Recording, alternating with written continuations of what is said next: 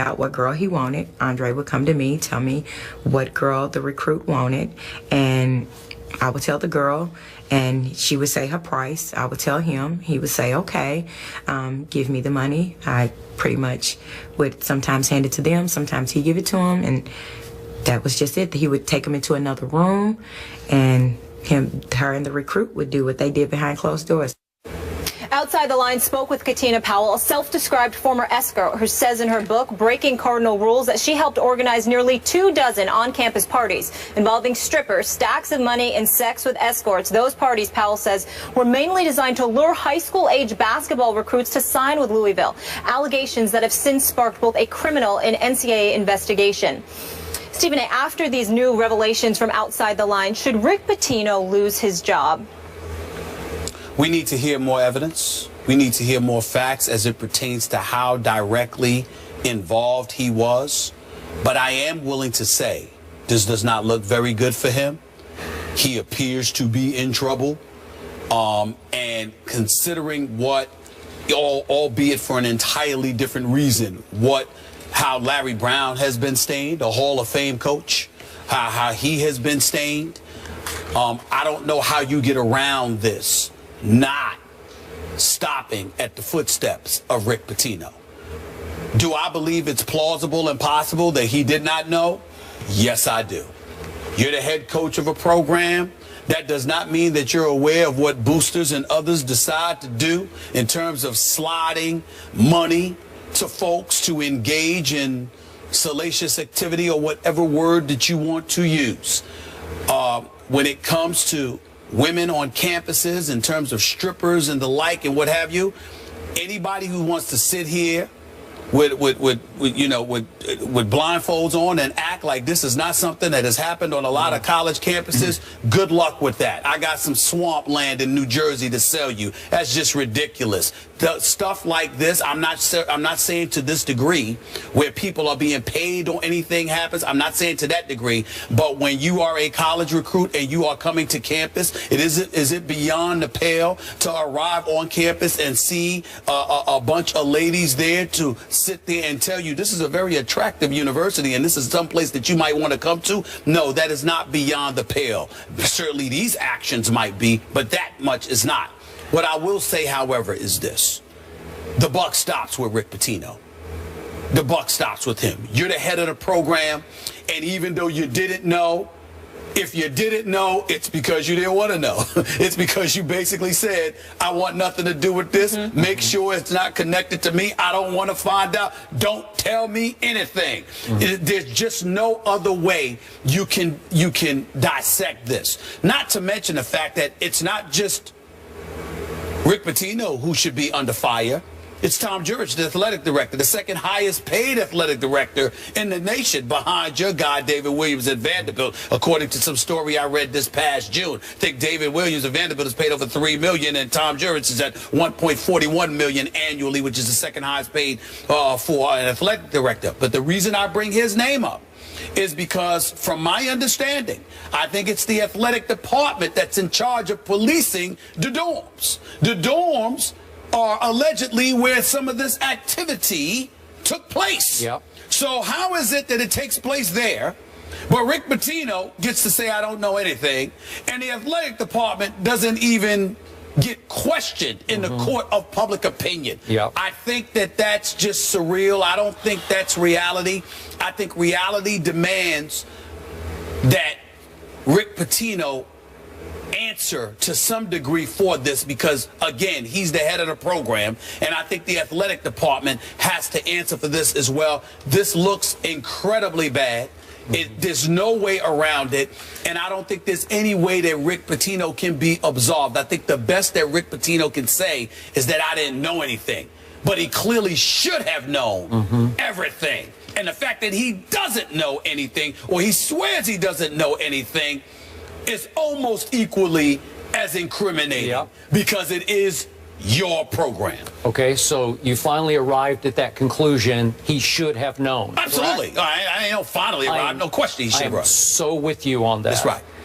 I've been covering college sports, looking into scandals dating all the way back to 1985's death penalty scandal at Southern Methodist University in Dallas, Texas. And what I came to realize back in the 80s is that if you are the CEO of a major program at a major institution, such as basketball is at Louisville, you are responsible for any and everything that would happen beneath you. And back to your point about, is it plausible that he knows nothing, as he said, what was Pitino's quote? Not myself, not one player, not one trainer, not one assistant, not one person knew anything about any of this. That's the quote from Rick Pitino. Is that plausibly true? It's plausibly true, but if I use the word, is it probable that he knew nothing about this, you would say, no, it's not. Right. You would say, yes, he knew something about it, to the point of your scenario about him saying, just don't tell me. Well, if you say, don't tell me, you know something is going on or about to go on. So, look, this was a graduate assistant coach who left the school in 2014 and is now an assistant coach at the University of Missouri, Kansas City, though Andre McGee is now on paid leave as they investigate further into what exactly happened and what his responsibility was in all that went on at Louisville. But my point to you is, if you are the head of the basketball program, you are the CEO, you have to know. Because it's hard for me to believe that McGee, even as a graduate student, flew completely solo here, that he acted completely independently of his head coach. And what was her quote, Katina Powell's quote?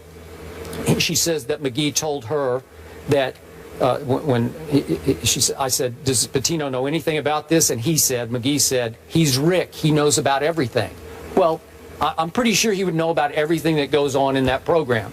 Now we're back to the Belichick-Patriots issue. Is it possible Belichick knew nothing about inflation, deflation? It's hard for me to believe, because he's the CEO. He knows every minute detail, and it's the same with Rick Pitino here. Well, let's take this a step further, since we're on this subject, and we're going to hit it. Let's hit it. If this were John Calipari, would he be able to get away with saying he knew nothing? I don't think that's the case. I don't think that anybody would look at John Calipari and be like, yeah, you knew nothing. Come on now. That's number one. Number two, Richard Pitino, the coach of Rick Pitino, goes on the record, and I think the son, who now coaches at Minnesota, and he came to the defense of his father, stating, quote, I can guarantee you my dad knew nothing. On one hand, let me say this. I want to applaud Richard Pitino for coming to the defense of his dad. Any son with a good father should do that. Sure. So I'm not faulting him. Yeah.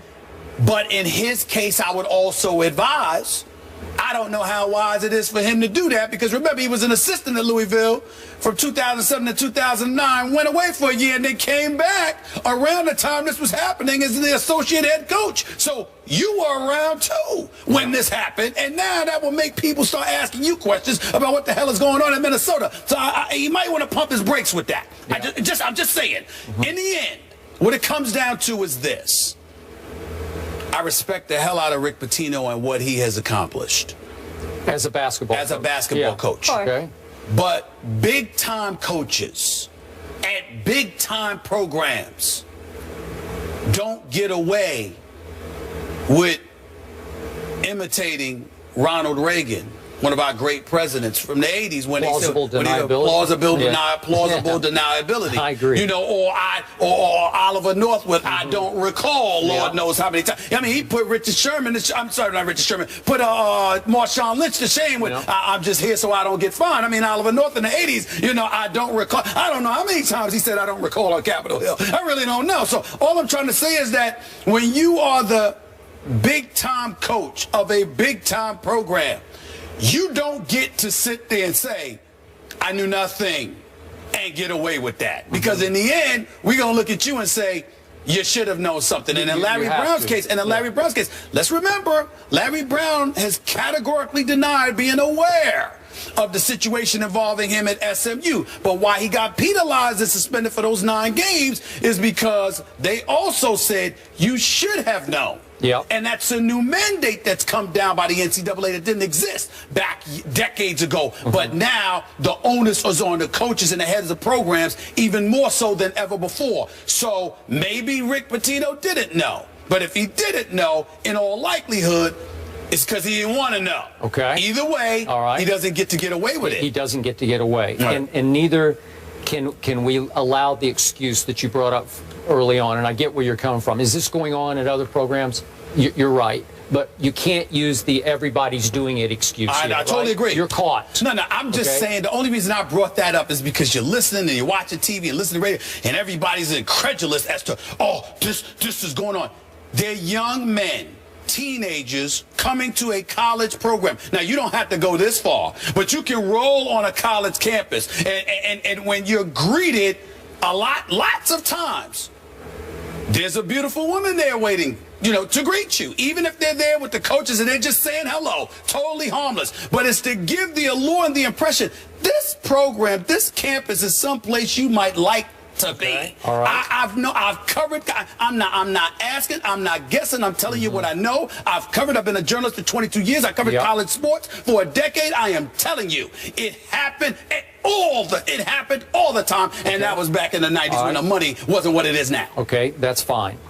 I would give Pitino a little more of a break if this was said to have happened off campus, where it would be less controllable. But all of these parties took place in the dorm. In That's the a good dorm. point. Yeah. Okay? And in the dorm, if you're going to parade all the ladies into the dorm, aren't a lot of people going to take notice? And see, wow, a big party's going on here. So how do you think? Well, wait a minute.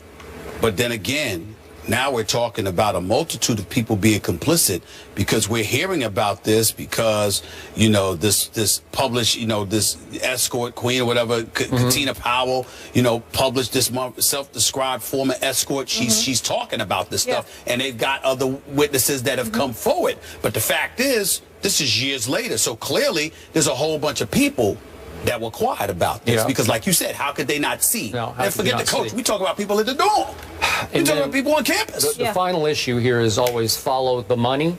And she is estimating that McGee, the graduate assistant, paid her upwards of $10,000, and that the players then tipped X thousand dollars to the girls. So my point is, that's a lot of money. $10,000 per party. Per party, that's what I'm saying. Okay, so where did the money come from? And are you saying that Rick Pitino would have no idea about where the money came from either? Would he not have to oversee that somehow? That's just... Well, what I'm saying to you is that, again, when you're a big-time program, you've got boosters, you've got people that are quote-unquote friends of the program with deep pockets. No, I get where that. the money never gets traced to you. Okay. We all know this. But would the head coach have no idea this was going on? Well, like I said, it's possible that the coach had no idea that it was going on.